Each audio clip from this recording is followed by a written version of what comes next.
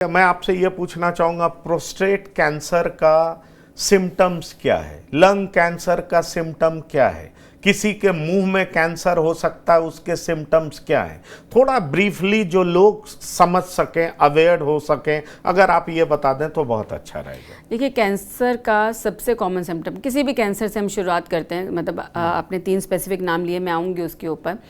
Cancer का सबसे common symptom क्या है कि जो आपकी बॉडी में नॉर्मल पहले नहीं था।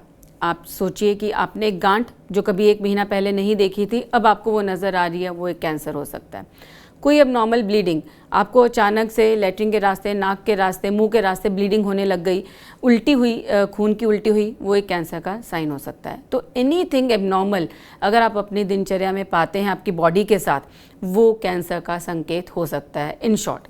Then coming to lung cancer. Lung cancer बहुत, आपने कोलों का नाम लिया, मैं लंग का नाम लूँगी। लंग कैंसर हमेशा चौथी स्टेज में पता चलता है।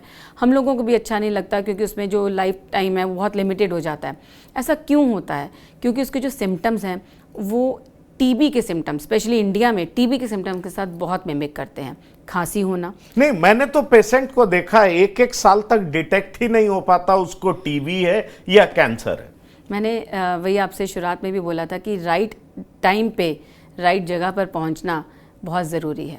आपको खांसी हो रही है, खांसी के साथ खून आ रहा है, आपको छाती में दर्द हो रहा है, सांस फूल रहा है, ये सारे सिम्टम्स टीबी के भी हो सकते हैं।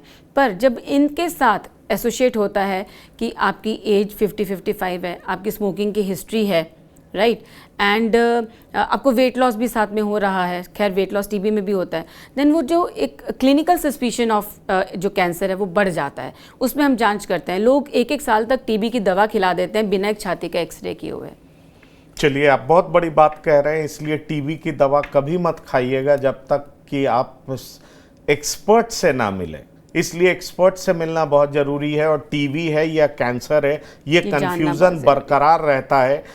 और ये बात खुद एक्सेप्ट कर रही हैं सीनियर कंसल्टेंट।